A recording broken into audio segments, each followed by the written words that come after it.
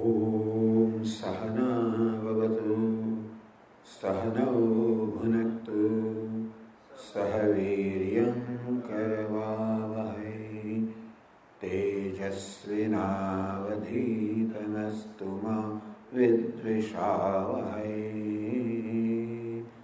Om Shanti Shanti Shanti.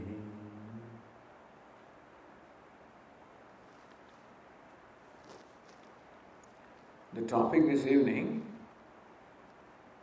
is living intelligently in the context of what Hindu Dharma teaches us. How does Hindu Dharma teach us to live intelligently, right? I guess Dr. Swami had the second generation in mind. The young people who have lots of questions about Hinduism, who even carry many Hindus, even in India, the so-called intellectuals, many Hindus living and growing up and living here are either inadequately informed about Hinduism or wrongly informed about Hinduism. Generally speaking, Hindus have shown a certain amount of indifference towards understanding the religion, and therefore Hindus are generally most ignorant about what Hinduism is, or many of them in fact also have wrong understanding, and therefore many of them are also antagonistic to Hinduism. What our Puja Swami said, neutralize Hindus.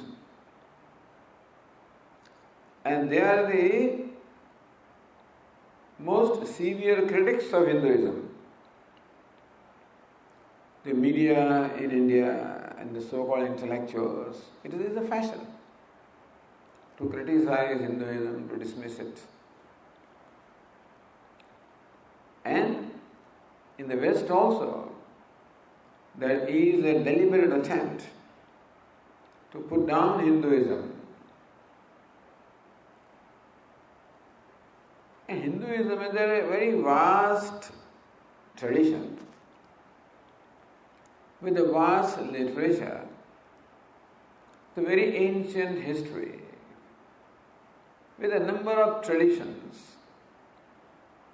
In course of all these millennia, many aberrations or distortions also have entered into the tradition. So what some people do is make those things the issue and judge Hinduism only based on those aberrations or things that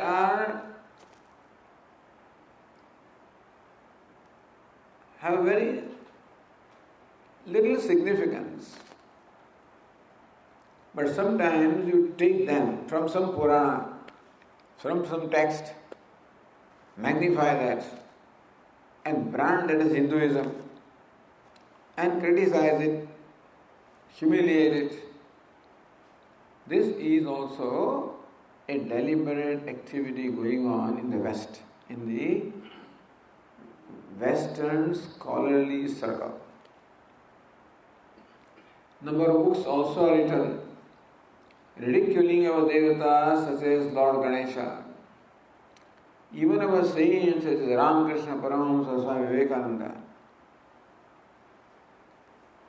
They study the devatas from a psychological point of view. They study the saints also from some kind of psychological model that they have. And come out with very offensive interpretations. In light of all of this, it is important to get a proper understanding of what Hinduism is. First of all, the word Hindu does not belong to Hinduism. The word Hindu was coined by the Persians, who could not pronounce the word Sindhu. So instead of Sindhu, they said Hindu. For the people who were living in the Indus Valley in those days, the ancient times. So that is how the word Hindu became prevalent.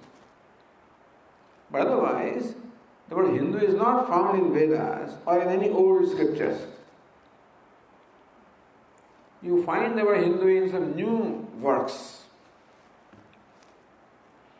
And they try to attempt to explain the word Hindu.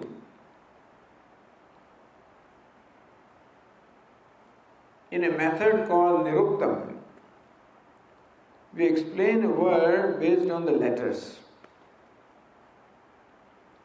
So Hindu is made up of two letters, He and Du.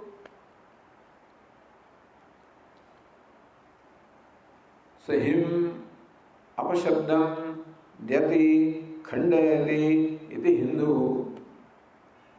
The one who dismisses or condemns anything that is vile, meaning that one is committed to what is noble.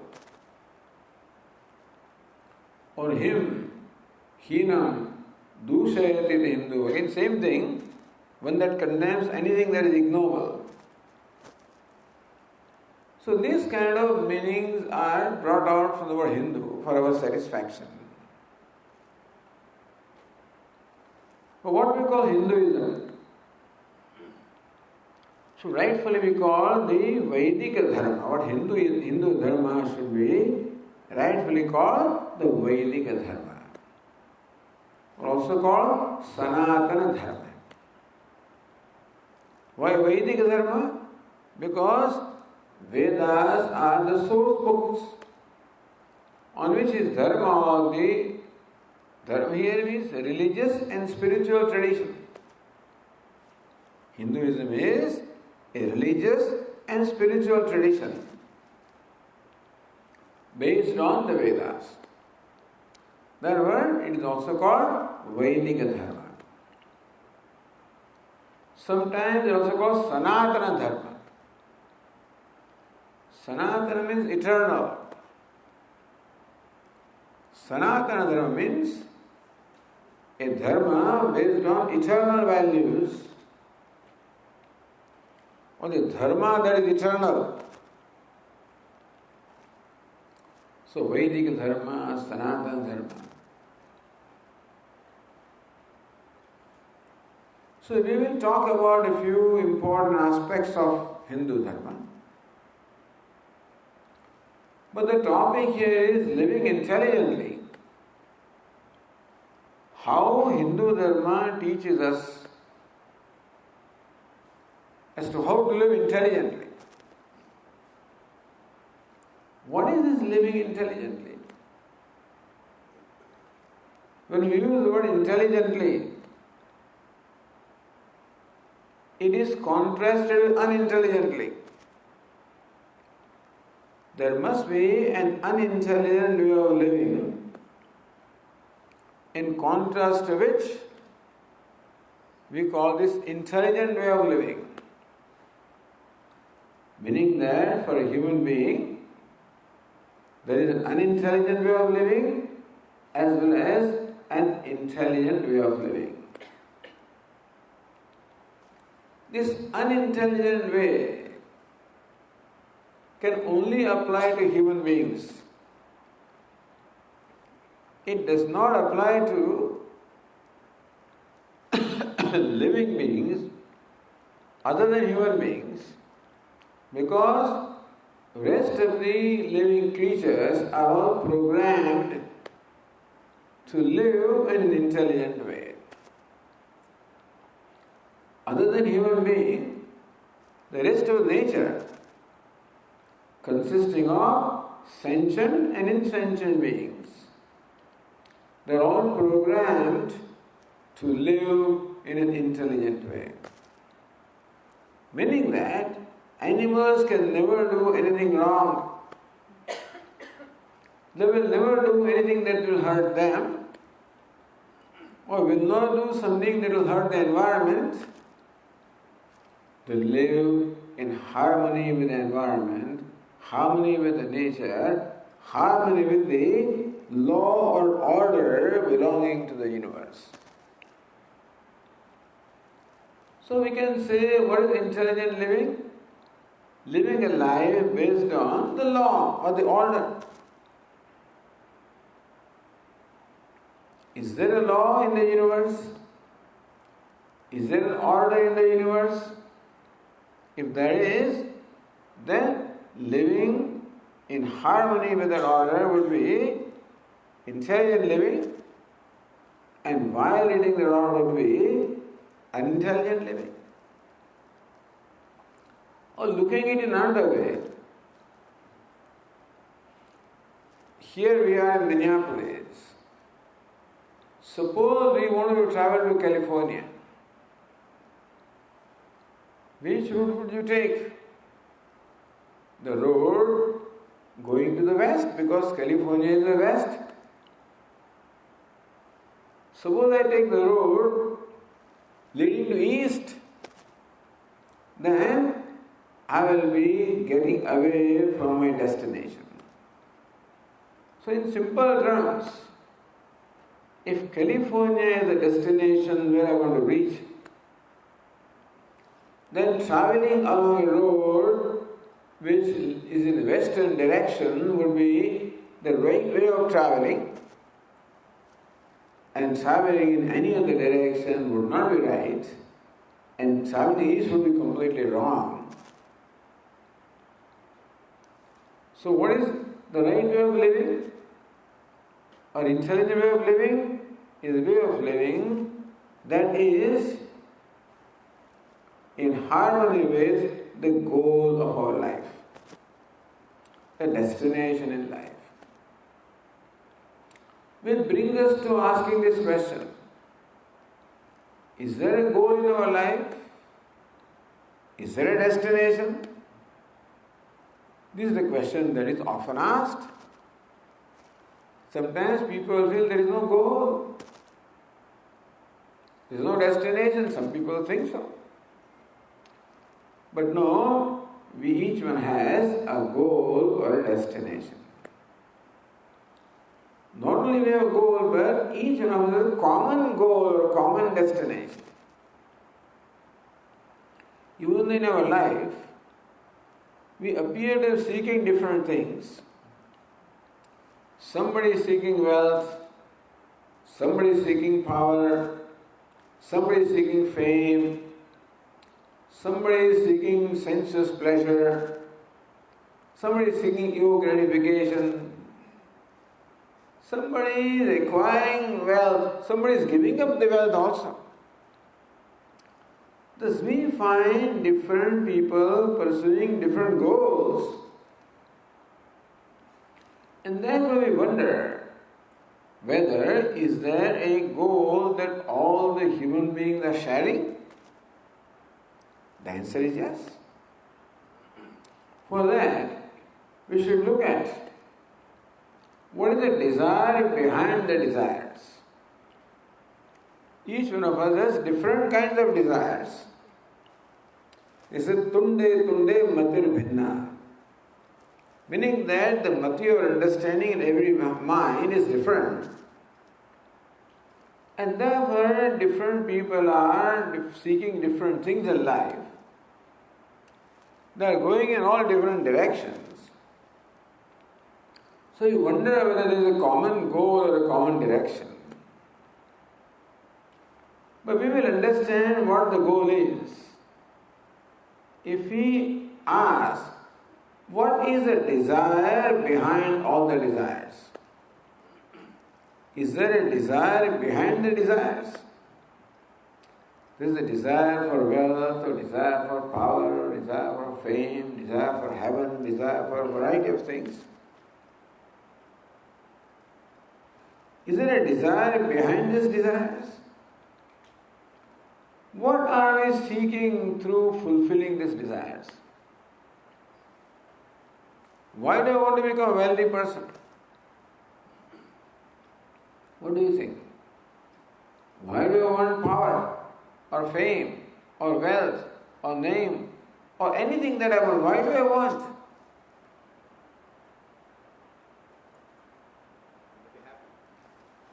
Do I expect to be happy as a result of fulfilling that desire, or unhappy? At least I expect to be happy by fulfilling a given desire. Is it not so? Nobody deliberately wants to be unhappy. Everybody wants to be happy. Thus we can see that the desire behind all the desires is the desire for happiness. Upanishad says, Atmastu kamaya sarvam priyam bhavati.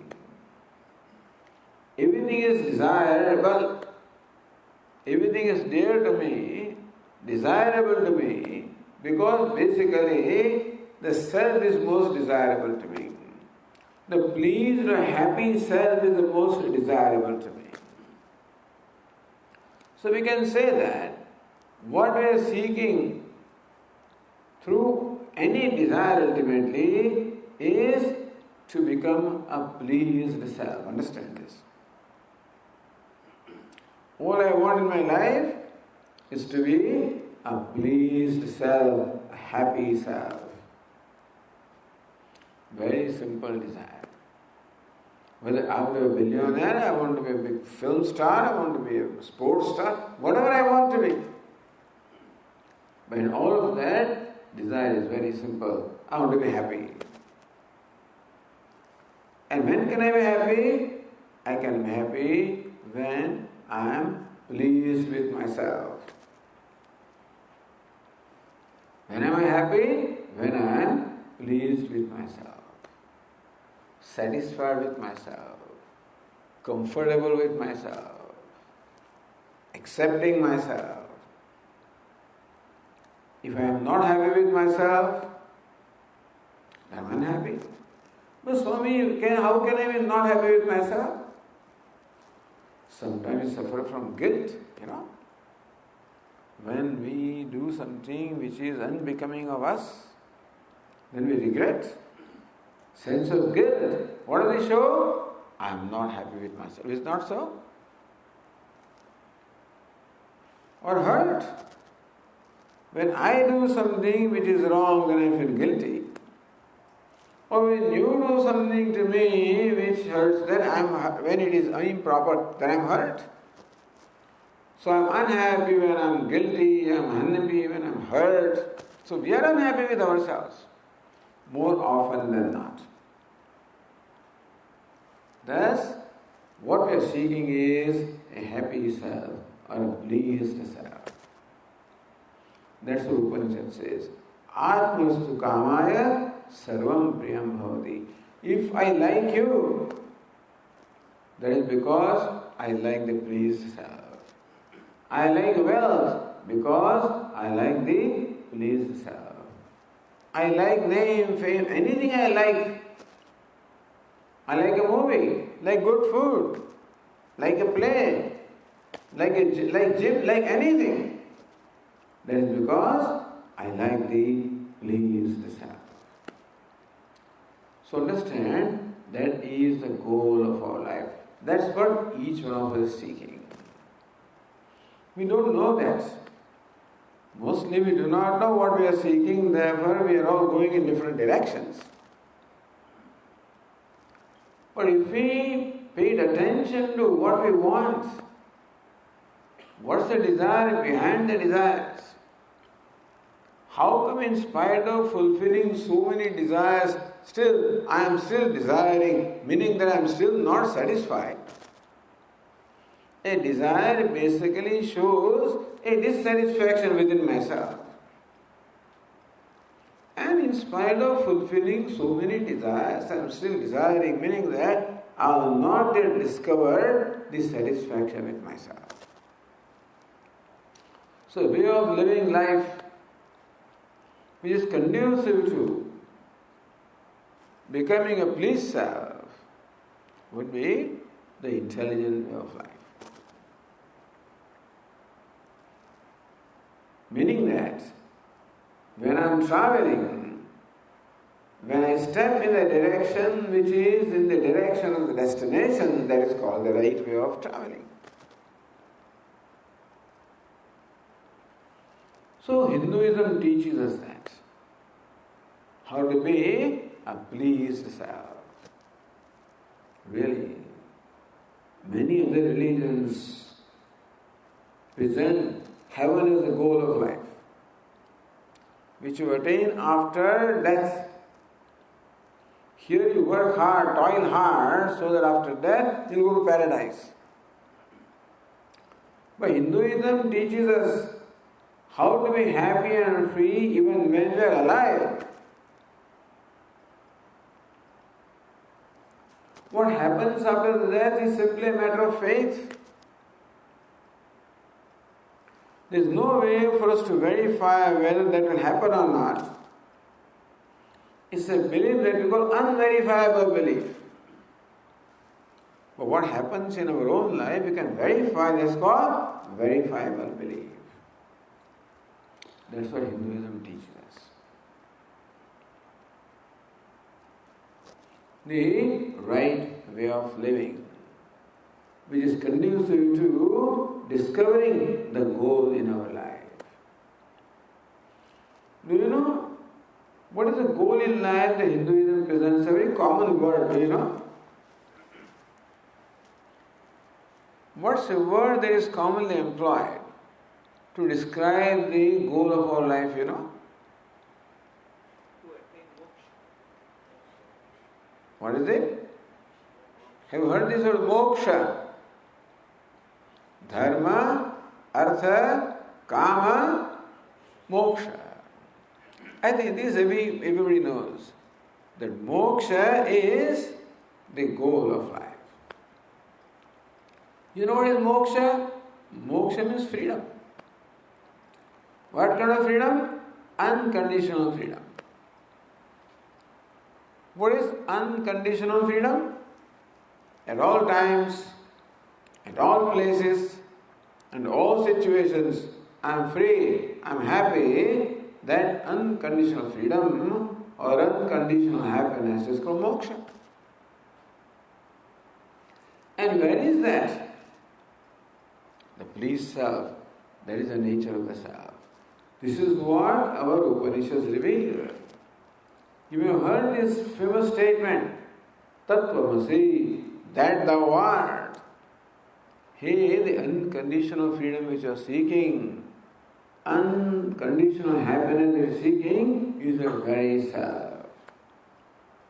You will discover that from your own self. And that is how Hinduism enables us to ultimately discover that goal. Whether we understand or not, we follow the the prescription of Hinduism, that will automatically happen in course of time. So come back to Vedas. Vedas are the most ancient religious and spiritual literature in the world. And what we call Hinduism is the religion or the way of spiritual life and religious life based on the Vedas. So for us, Veda is the primary source book. There is a word called Pramanam. We look upon Veda as Pramanam. You know what is Pramanam? Pramanam means valid means of knowledge is called pramana. Right now, I am speaking these words, and you are able to hear these words. How do you hear these words? With which organ do you hear the words? Through the organ of hearing. Is it possible to hear these words through eyes, through skin, through nose, through taste? No. Only the organ of hearing is the means of knowing the words, the sounds. That is called the means of knowledge, valid means of knowledge. The organ of hearing is a valid means of knowledge for sounds and words. Eyes are the valid means of knowledge for what? For colors and forms. Tongue is a valid means of knowledge for taste. Nose for the smell. Skin for the touch. So now what is pramana? That which gives the valid knowledge. Similarly, what is a valid means of knowledge for knowing truth? For knowing the self, for knowing God, or for knowing truth? Vedas are the means of knowledge for knowing truth. We have these 5 organs of perception, we have mind, intellect. With them, they are not adequate to know Ishvara or truth. Vedas are the means of knowing the truth. That's called pramana. Meaning we have implicit faith in the validity of the Vedas. These Vedas, you know how many Vedas are there? How many Vedas are there? 4 Vedas. What are they? You remember? Rig Veda, Yajur Veda, Sama Veda, Atharva Veda. 4 Vedas are there. Every Veda has 2 broad sections called Kanda, Karma Kanda and Jnana Kanda. Veda has the first section dealing with karma, or how to live life, how to conduct ourselves. It teaches us what to do, how to live life. And second section is called Jnana Kanda, the section dealing with knowledge. It gives us the knowledge of truth, or knowledge of the self, or knowledge of Ishvara. So therefore Vedas has 2 primary subject matters. The subject matter of the first section called Karma Kanda is what is called Dharma. Dharma means righteous way of living. And the subject matter of the second section called Jnana Kanda is Brahma or Ishvara or God. Dharma and Brahma. These are the 2 primary subject matters of Veda. Meaning that we can know these things only through Vedas or any other text based on Veda. In Sanskrit, Veda is called Shruti because they were heard by a student from the teacher. And upon Vedas, there is another body of literature called Smriti. And that is written by the sages, enlightened sages. So it's called Purana. Shruti, Smriti, Purana. Purana can be called the religious literature. Sometimes they call it mythological literature, but sometimes people don't like the word mythology.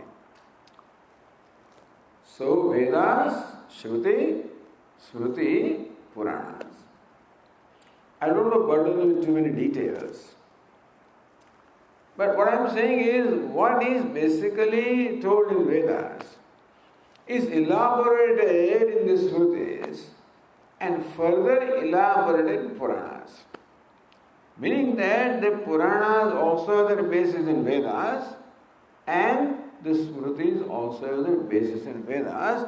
Vedas are the primary source books. That's why Hindu Dharma can be called the Vedic Dharma. So first thing is, what Vedas is called Dharma. Dharma is a very important concept in Hinduism. Dharma. It's a word that is unique to Hinduism. Perhaps you know, does anyone know what is the meaning of the word Dharma? Maybe not.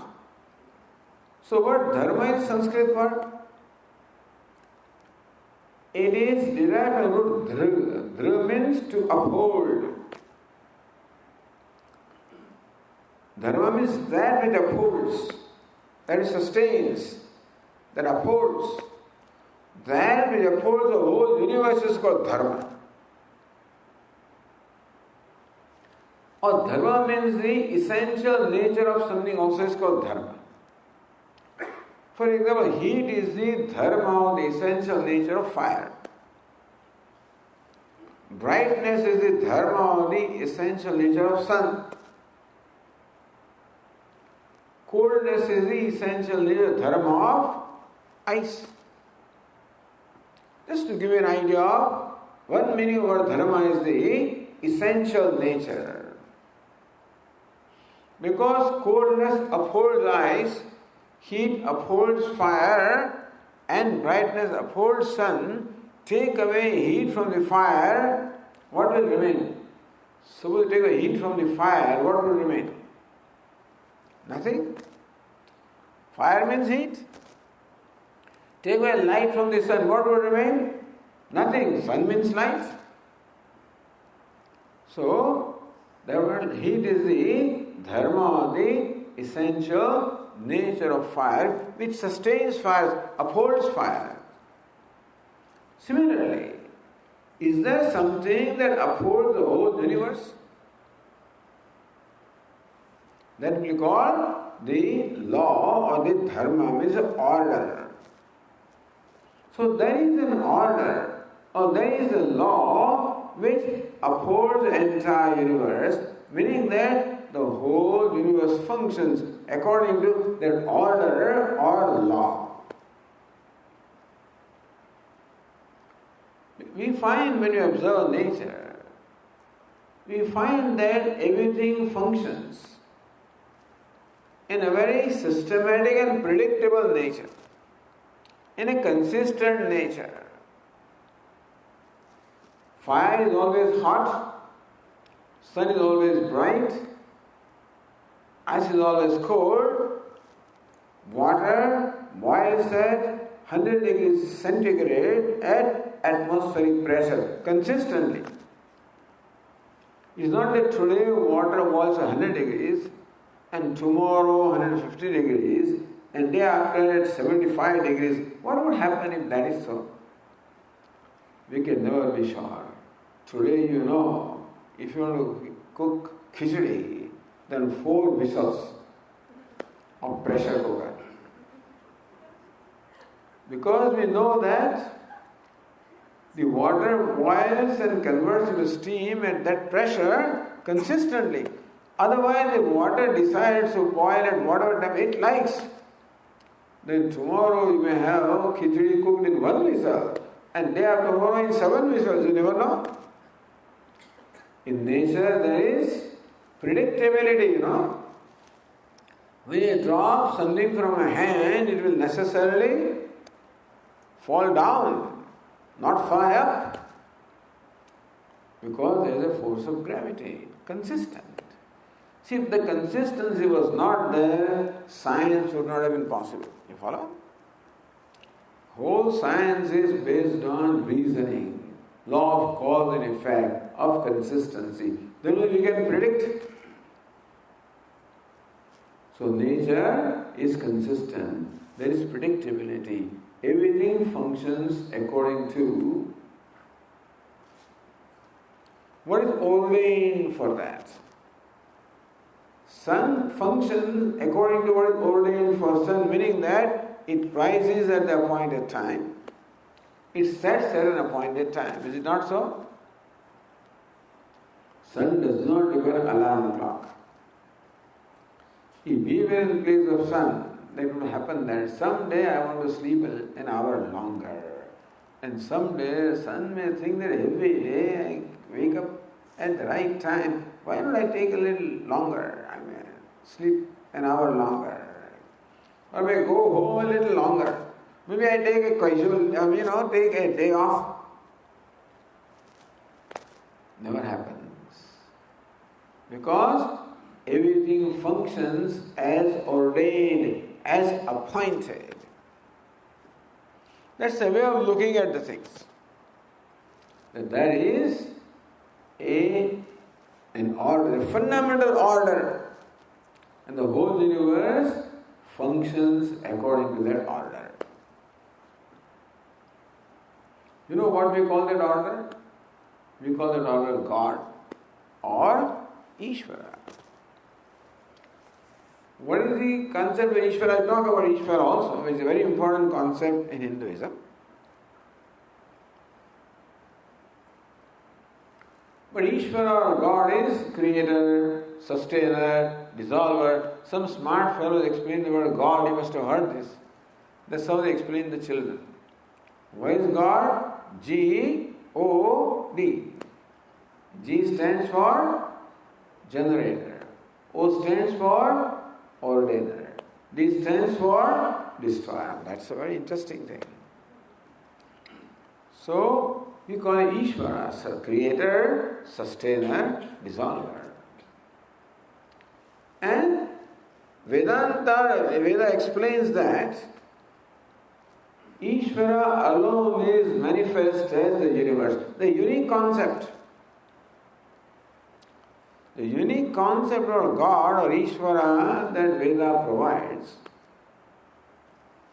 is that Ishvara or God is both the maker as well as the material. See, normally, in any creation such as a clock, there is a clock maker. You know that when you see a clock, you can always infer that there must be a clock maker who has assembled all the different components to make the clock, because these components could not have assembled themselves.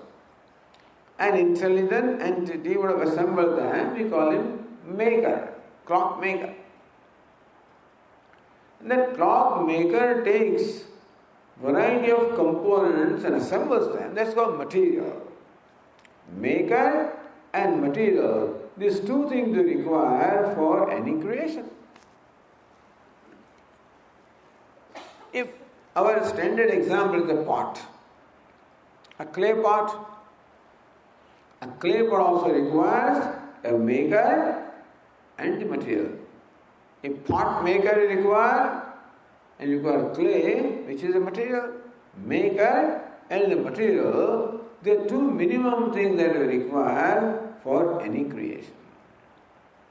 And all the religious traditions present God or Ishvara as a maker, as creator. That God created the world.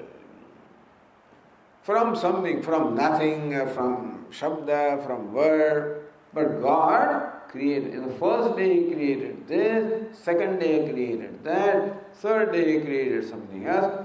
Thus, every religious tradition presents God as what? As the maker or creator. But according to them, God has created the universe, all right, but He stands apart from the universe, somewhere in heaven, and sitting there, He conducts the affairs of the whole universe. Isn't that so? That's how all the other religions explain. But how does Hinduism explain? Vedas say that God is not only the maker, is both the maker as well as the material. Meaning that he is not only the creator, he is also the creation.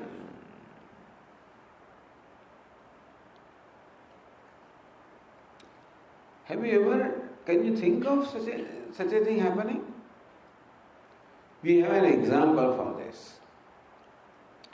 You know what's the example? Example is our dream. I am the maker of the dream and I myself become the dream. You know why? Because when I went to sleep, I alone was. In dream, I found myself talking to people. I was dreaming last night, giving a talk. When I wake up, then again I am alone. Here, one interesting question is, in the dream I was talking to you, when I woke up, what happens to the audience? The audience is still sitting in the hall and waiting for the Swami to come back. What happens? Where did the whole audience of the dream, where did it come from? Did never Dr. Sani have to advertise and send pamphlets and bring invitations and stuff like that? Well, the whole audience came from me because I was only one who went to sleep, only one who woke up. In between all these things, that means that this dream world came from me, and then when I woke up, all of you also went back into me and woke up. So dream world is manifestation of myself, the dreamer. Just an example, okay? But important concept. That Ishvara or God, we don't like to use the word God much because God is used by others in different sense. That is why our Puja Swamiji always preferred to use the word Ishvara. But nothing wrong in using the word God if you understand it in the right sense. But this is a unique concept of maker as well as material. Meaning what? Material. Clay is a material and clay alone manifests all the parts and pans. If Ishvara is a material, that means that he alone is manifest as the whole universe. Is not so. So you ask anybody in India, where is God? You know what will answer? Where is God? Everywhere. You know what will say? God, whether they understand or not. But this much they will answer. Where is God? Everywhere. Where is God? In myself. That also they will say. Answer is true. This is a very important thing, and that gives us a whole way of worshipping God. So for those for whom the God is merely creator, who is unconnected to the universe, for them God is a transcendental principle, understand? There are two terms, immanent and transcendent. Immanent which pervades everything. Transcendent which transcends everything. Let me explain this word to you. Immanent and transcendent. Imagine an actor who puts on variety of costumes and plays variety of roles. That actor may put on the costume of a beggar and play the role of a beggar, or of a king, or a minister, or a villain, or a criminal, or a hero, whatever. That actor pervades in all the roles, is it not so? Actor is the beggar also, king also, minister also, he is immanent, he pervades all the roles. But please tell me, when the actor acts as a beggar, will he become the beggar? He only appears as a beggar. Is it not so? When he acts as a king, does he become the king? He appears as a king.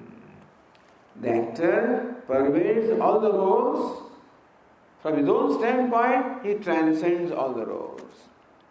Because the beggar doesn't affect him, the king does not. He remains independent, untouched by them. Immanent and transcendent.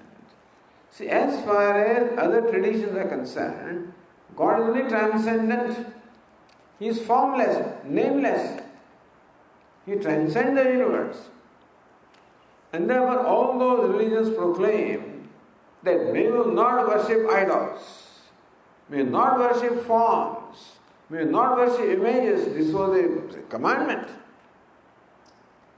To the extent that therefore anybody who worships these forms or images is called a pagan,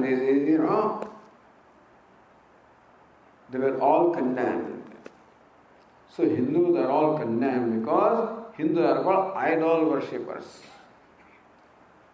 So what we have upstairs is what? All idols, they say. What do you worship? You worship idols. Do you worship idols? According to them, perhaps yes, but not according to us. According to their concept of Ishvara, who is beyond this universe. For reaching Ishvara, you have to give up this universe and go to paradise where Ishvara is, then only you can see him or meet with him. He is not here. He is only there. So if you worship something here, it is not Ishvara that you are worshipping. But what do the Vedas say? Vedas say that Ishvara is both the maker as well as the material. He is the creator as well as creation. Meaning that Ishvara alone is manifest as the universe. So what are you? And what am I? Nothing but manifestation of Ishvara. And therefore Vedas will say that for searching Ishvara, for knowing Ishvara, where should you go? They always go up. You see all the steeples and things are all going to the sky. They ridicule Hinduism, saying that you're all earthly people. Our temples and these are all rooted in earth. You're earthly people.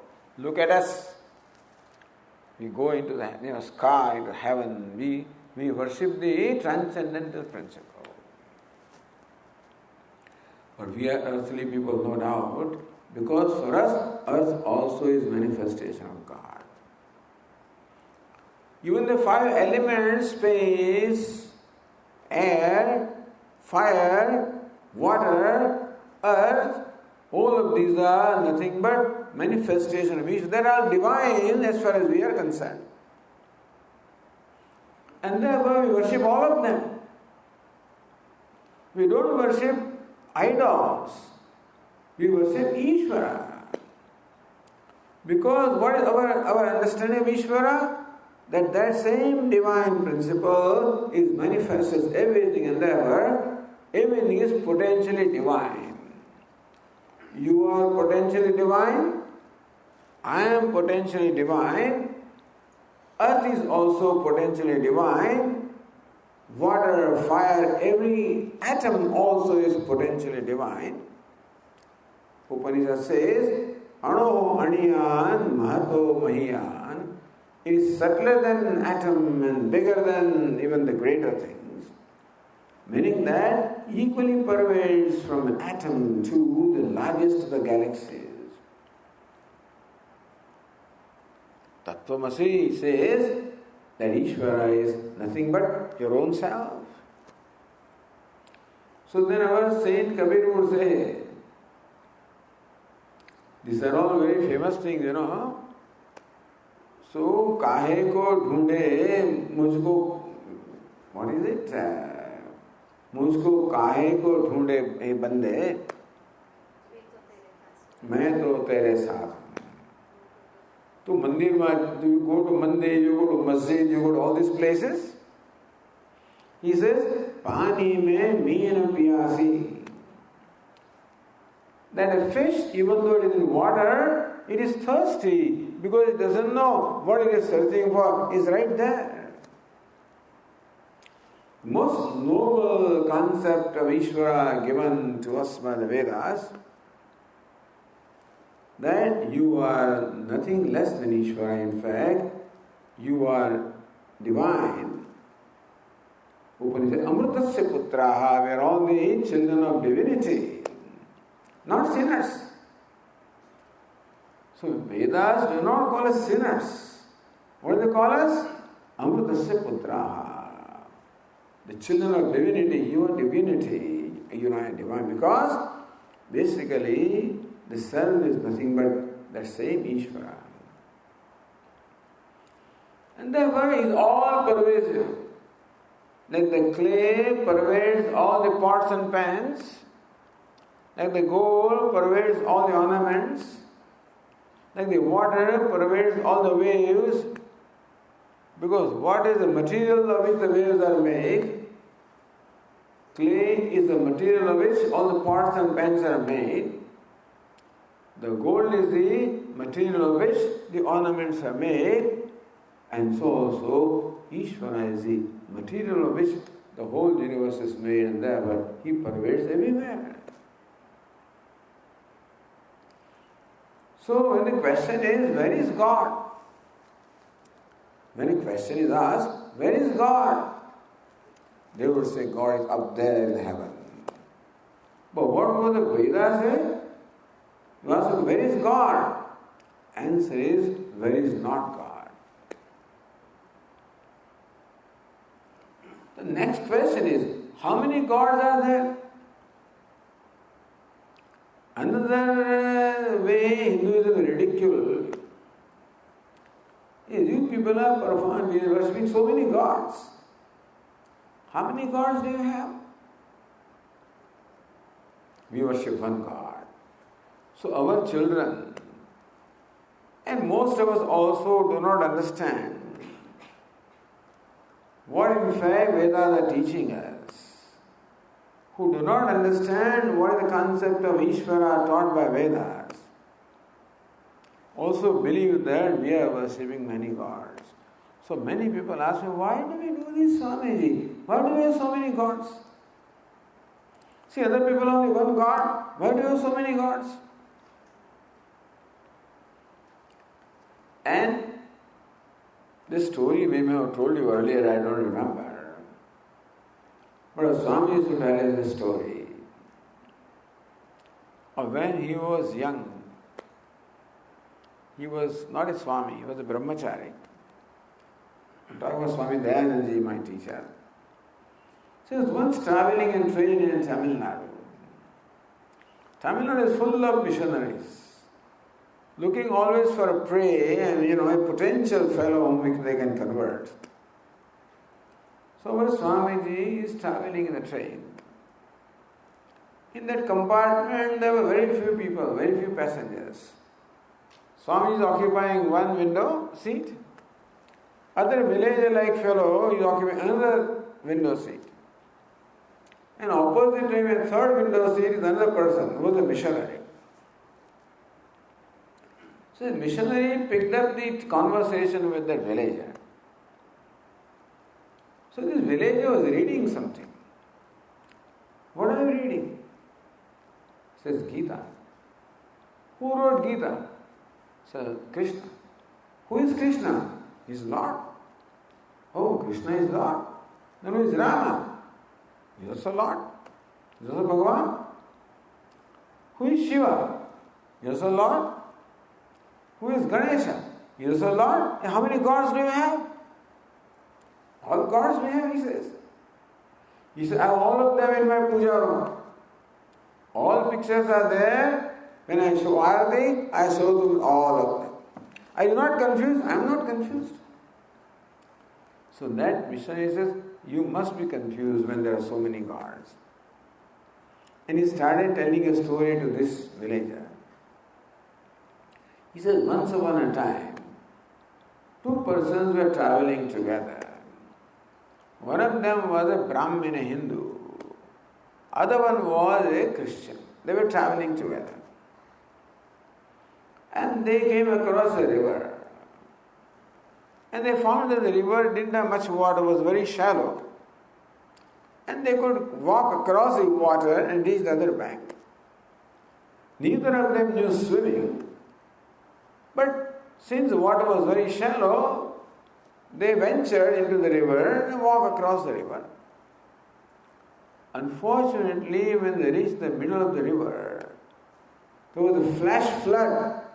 Some kind of accident may happen upstream, and all of a sudden water started rushing and started swelling, and soon before these two fellows realized, they started drowning.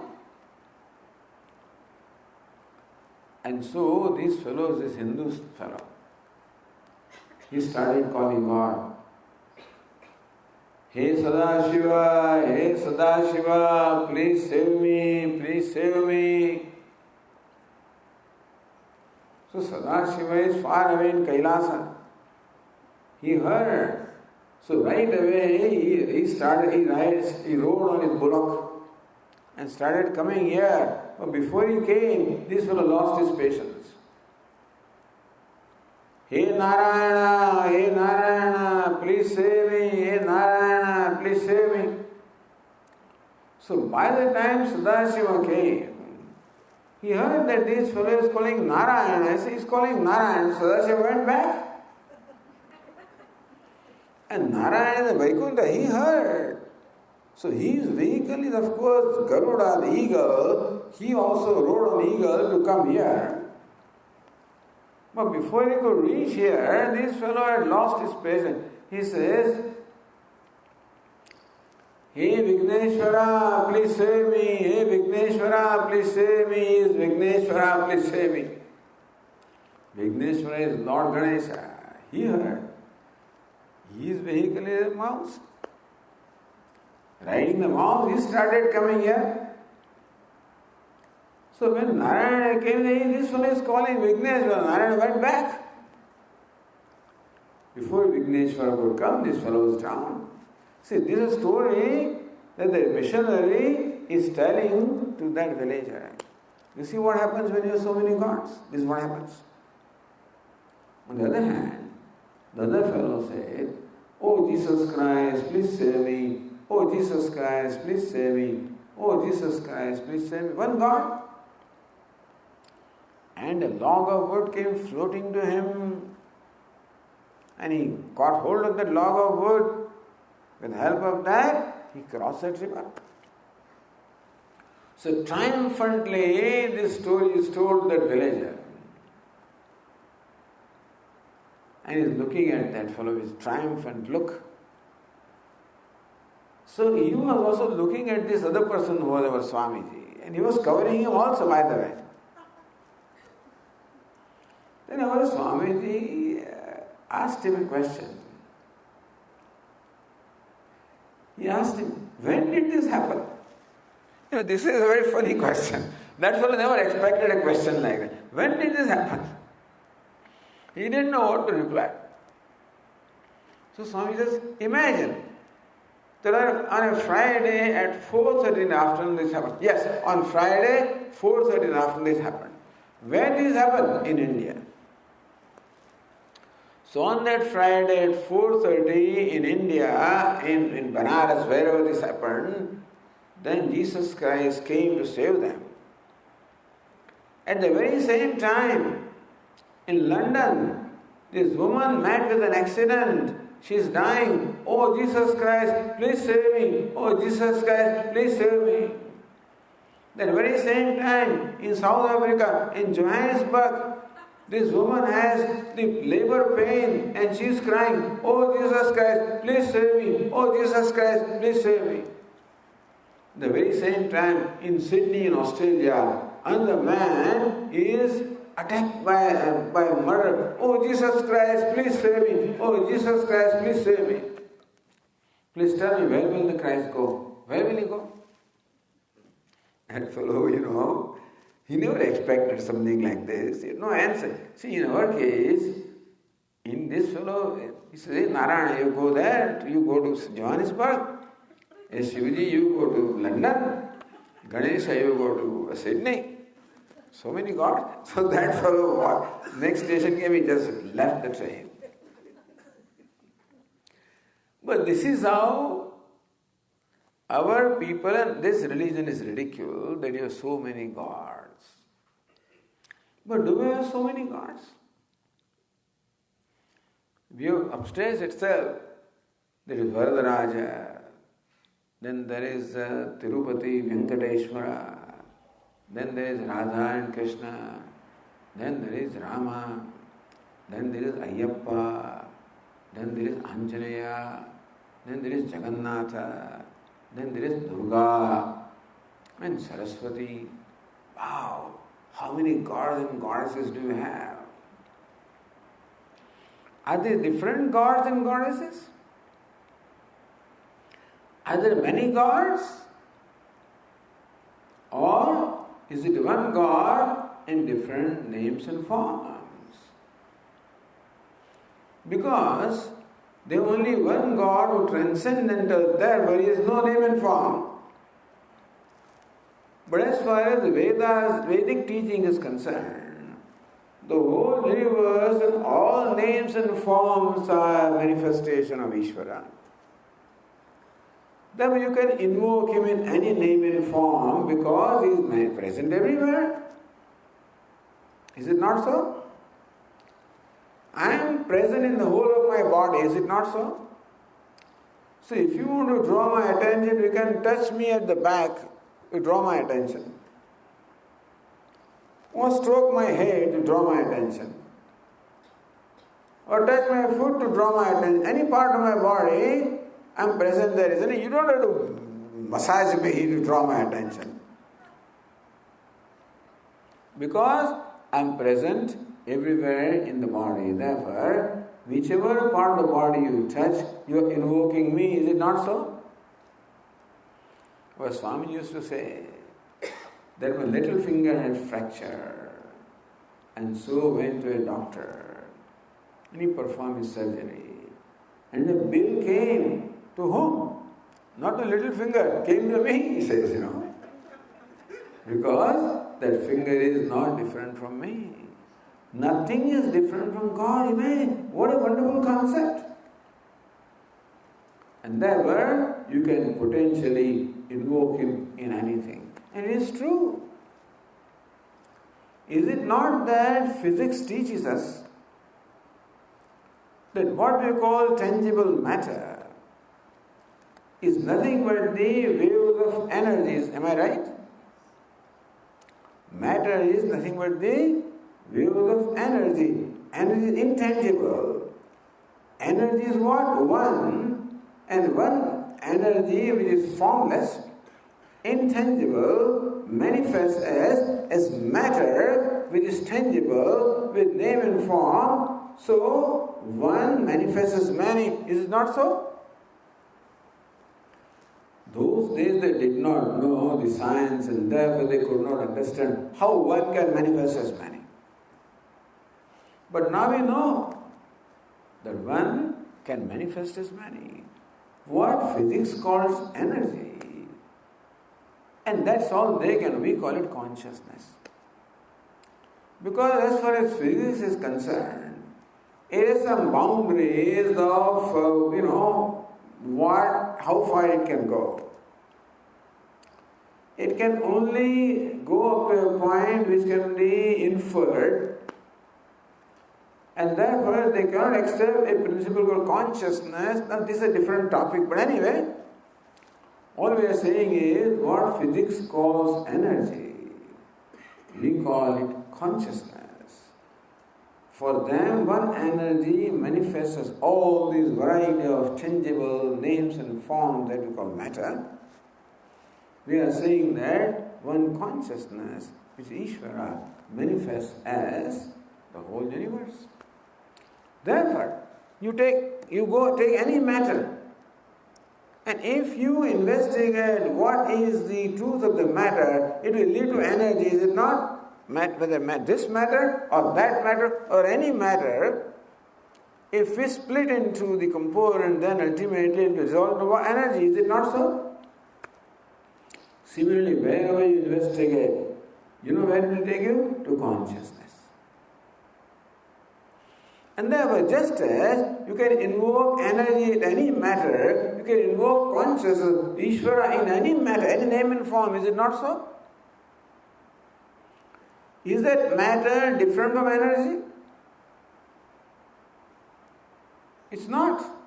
It is nothing but the manifestation. Similarly also, what we call matter, the material world, is it different from consciousness and Ishvara? No, it is manifestation. Therefore, you can invoke that consciousness anywhere, is it not so?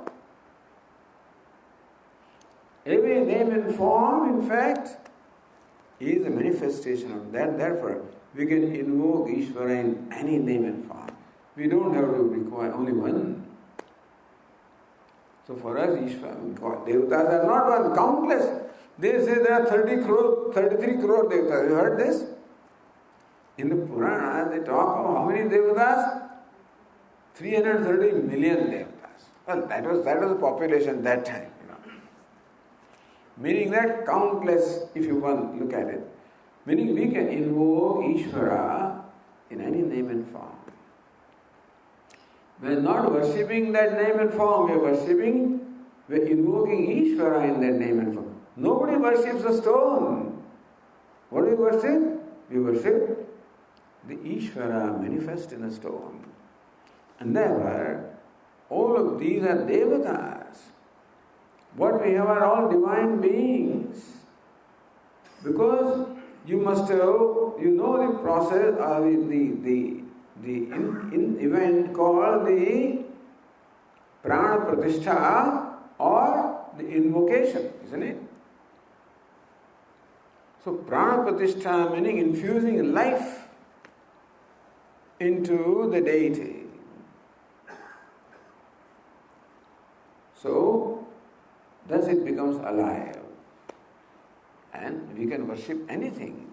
But in this particular case, this is a much more potent thing because all of them have been made alive by infusing prana, life energy into them. So that's why the whole process of consecration is there. So don't think that we are worshipping stone. You may not say that, but then people who do not understand, they also do not know, how many devatas, how many gods do we have? Why are you worshipping this? In fact, there was one Western friend of mine. In Salisbury, in Ashravija Gurukulam, we have a temple where the devata is Lord Dakshinamurti. Very beautiful form. This fellow is standing in front of them and he says, "What is this rock doing here?" He sees a rock. Bada Swami Chinmay, Bada Swamiji was once telling that he was traveling and once he went to the temple of Badrinath. If you have been to Badrinath, then you know that Badrinath is nothing but a Shila. It is Shaligrama Shila. So our Swamiji is standing there doing Narayana, Narayana, Narayana, worshipping with eyes closed. There was one Westerner standing beside him. He just nudged him. Says, "Yeah." Says, "What is the material of which that thing is made of?" So how you look at the things? Either you look at just as a metal or a stone or a material, or you look at God or Ishvara or Devata. But there are not many gods, there is one God. Not many Devatas, one Ishvara alone manifests in many names and forms. That way we can invoke same infinite Brahman in any Devata. Thus, since we have Ishvara as immanent as well as transcendent, as immanent as all pervasive is called Saguna Brahman. Brahman or Ishvara with attributes. As transcendent is called Nirguna Brahma as Brahman without attributes, names and forms. Not that there are two Brahman, understand. Only one. What is Nirguna or transcendental alone becomes Saguna or immanent. So there is another quarrel between the world. Saguna Brahma and Nirguna Brahma, not two entities. One alone manifests with all the gunas called Saguna Brahma. He becomes the doorway of reaching Nirguna Brahma. So that's what we find in Bhagavad Gita and elsewhere. Saguna Brahma is the object of worship, and Nirguna Brahma is the object of knowledge. Thus we find in Vedas two kanda, in Bhagavad Gita also, the Bhakti Yoga, worshipping Brahman with attributes, Jnana Yoga, knowing Ishvara or God that transcends attributes. So thus Hinduism teaches a complete teaching.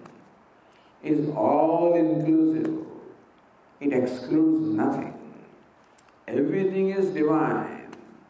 Everything is worshipful. And then we are told that Lord Krishna says in the Bhagavad Gita that may you treat others as you treat yourself. Atmopamya sarvatra samam pashyati arjuna sukham vayadeva dukkham sayogi paramamatah. Bhagavan says the supreme yogi who treats others as he treats himself. Because the self that you are is the self that I am. And then ideally, I should treat you or look at you as I look at myself. That's the goal. That's the base of all the values that Vedas are teaching us. So we'll continue our discussion tomorrow evening. Tonight we'll conclude here. And before we disperse, if you have any quick questions based on what we discussed tonight, this evening, you can please ask me so that we get some clarity and then we can continue tomorrow. Yes, sir.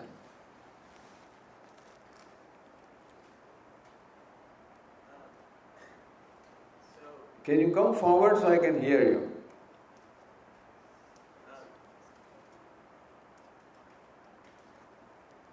You said that there's many different gods and that is why there's an inherent security in Hinduism.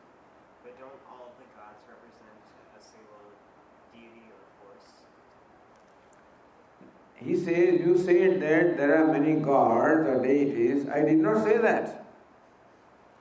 I said that all the deities are a manifestation of one. In fact, one alone is called by different names and forms. Just as one woman is called mother also by somebody, wife by somebody else, daughter by somebody else, sister by somebody else, boss by somebody else, subordinate of somebody else, madam by somebody else. And every name has a different form. As mother, she dresses differently and acts in a different way. When she becomes a madam or a boss, she dresses one way and acts in a different way. As a daughter, she acts in a different way. Is it not so? So is daughter a different entity from mother, different entity from a wife and from a madam? These are called functional names. They are all names are about what? Functional names. Depending on the function that this person performs, she gets different names. Similarly, man also gets different names. So also God gets different names according to the function that he performs. So when he performs the function of creation, we call him Brahma. Performs function of sustenance, we call him Vishnu. Function of distraction, we call him Rudra. Performs function of removal of obstacle, we call him Ganesha or Vigneshwara. and so forth. Thus, every Devata is nothing but same Ishvara, where a given function is highlighted. Same person is called Father, Son, etc., but then highlighting a function, you give that functional name. Similarly also, every Devata is same Ishvara, where a given function is highlighted. And so, we have so many Devatas. After all, Ishvara does countless things, isn't it? Therefore, you can have countless functions, countless functional names, countless Devatas, some of whom have become popular. But there are so many Devatas. So, anyway, you are saying what I was saying, but you thought that I said that there are many gods. No. That was presenting somebody's view and ridiculing that view. All right.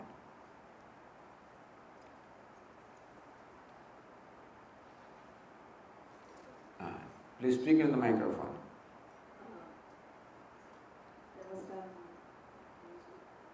This question is, people created God and give life to the God, and they are praying to the same God. You said we created God and then we are praying to that God? Is what you mean? Yeah. So we created the structure and give the life to the structure of the idol, and then we pray to the same idol. Yes.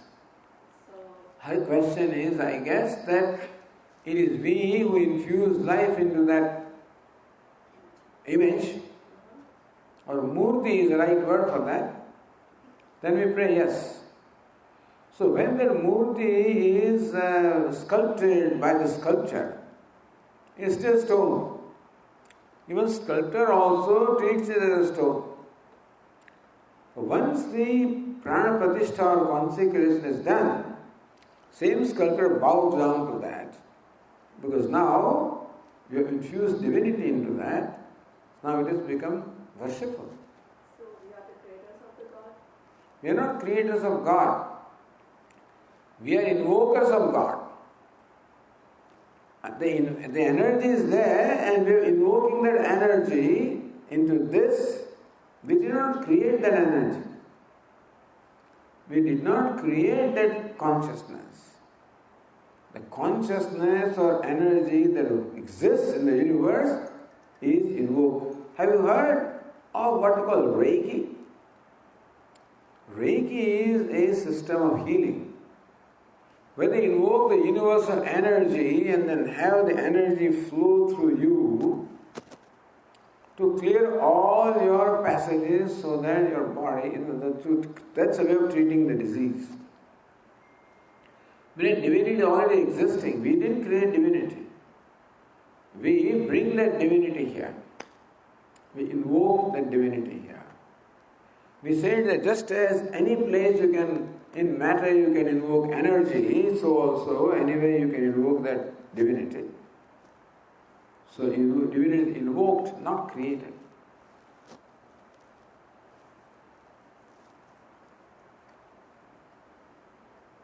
Somebody else here had the question. Did you have?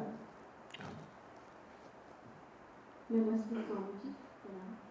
I actually have a question regarding how to answer to some of the questions that the kids bring home from other kids from school. And one of them is, are we animal worshippers, and why is cow our mother, because we drink milk out of other animals too, in reference to the holy cow from India. So why should we respect or pray to cow more than others? And why are other animals that milk is taken from are not considered holy or mother? So first question is, are we idol worshippers? We already clarified that. Huh? Animal worshippers, like flying monkeys. People will ask, You believe in flying are we monkeys? animal worshippers or plant worshippers? Is that the question? Yes. We are worshippers of everything because for us everything is manifestation of divinity. So we can invoke divinity in everything. Not only worship cow, we worship all animals. See, when you worship, for example, Lord Narayana, then Garuda eagle also is a vehicle. So eagle also is worshipped, is it not? When you worship Lord Shiva, the bull is a vehicle, this is also worshipped. When you worship Durga, then lion is the vehicle, this is also worshipped. When you worship God, Lord Ganesha, mouse is the vehicle, this is all worshipped. All animals are worshipped. Not only cow, all animals are worshipped. Alright, why is so much emphasis on cow? Why is cow considered a holy animal? For us, everything is holy, we don't kill anything. But cow is particularly holy. If you look at simply social and the logical reasons, in an agrarian society which is dependent upon agriculture, totally as the Vedic society was, cow, the male and female cow, the word in Sanskrit is go, which has both male and female. So cow and the bull, ox, between them they provided us everything. Cow provided us the what we call panchagavya, milk, curd, butter, ghee, even cow dung and urine. All the extremely useful things and our life is sustained by them. The bull, on the other hand, or the ox, is used for agriculture, provides all the grain and the food. So therefore cow was totally responsible for livelihood. At the same time, the primary, we'll talk about that tomorrow. The primary mode of worship in the Vedic times was yajna. Those days we did not have the murtis, but we used to kindle fire as is done today also. Invoke the devatas and make offering. The offerings that are made to devatas, they all come from cow and bullock. Either grains are offered or milk products are offered. They also so that means cow is central to even yajna, and we'll explain tomorrow yajna is central to the whole universe. So therefore cow occupies a central place, number one.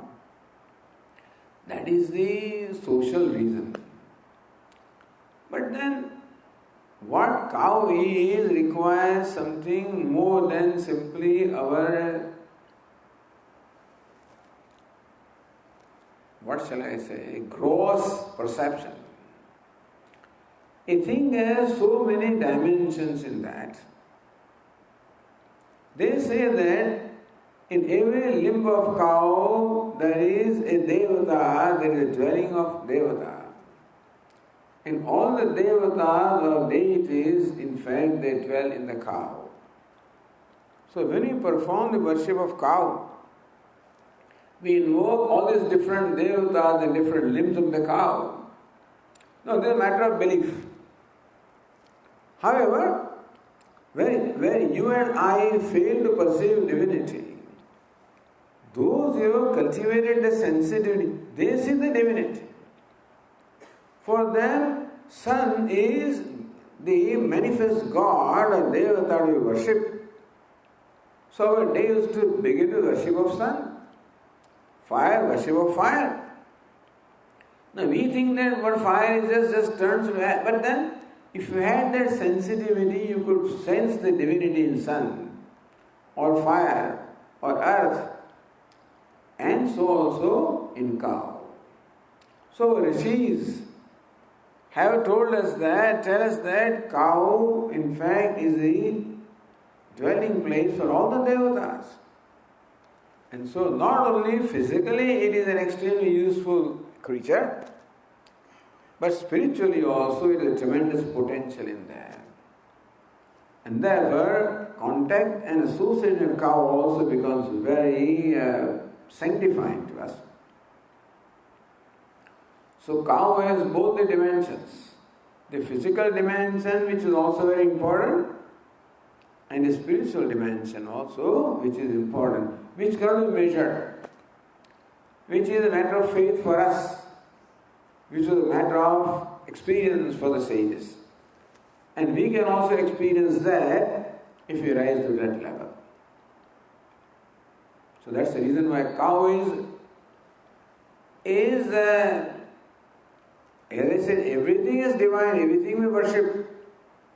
But there are certain places where divinity is more manifest than others. Just as sun is an object where light is most manifest. Mirror is a surface which reflects our face and not the wall. And so also there are objects in the nature which manifest divinity more than elsewhere, which Lord Krishna describes as his vibhuti or glory in the 10th chapter. Well, Lord Krishna enumerates a number of objects where the divinity is more manifest than elsewhere. So all mountains are divine, but Himalaya is particularly divine, and you can feel the difference. All rivers are divine, but the Ganges is particularly divine, and you can also feel the difference. All animals are divine, but cow is particularly divine. That's also the reason why cow is particularly worshipped. So Swamiji, that would be the corollary answer to the next question that the kid asked was, buffalo is also an agrarian animal, but we don't pray to buffalo because it's black. They said maybe you do it because it's a white animal versus a black animal.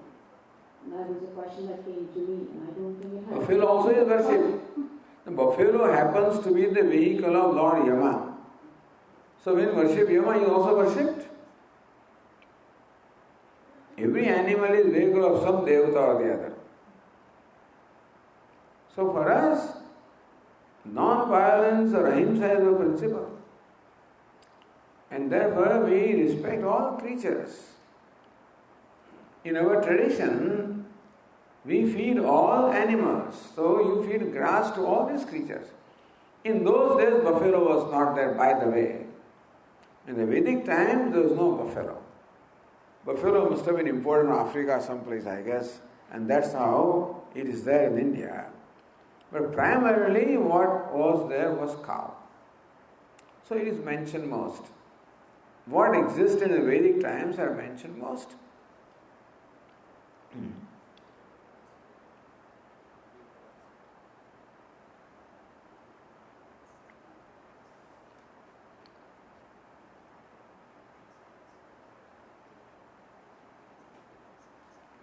Are we done? Yeah. Om Purnamadav Purnamidam Purnat Purnamudachyate Purnasya Purnamadaya Purnameva Vashishyate. Om Shanti Shanti Shanti. Hari Om Shri Gurubhyo Namaha. Hari Om. I have a few books that Swamiji has written and Swamiji has written and Swamiji has written and Swamiji has written and Swamiji has written and Swamiji has written and Swamiji has written and Swamiji has written and Swamiji has written and Swamiji has written and Swamiji has written and Swamiji has written and Swamiji has written and Swamiji has written and Swamiji has written and Swamiji has written and Swamiji has written and Swamiji has written and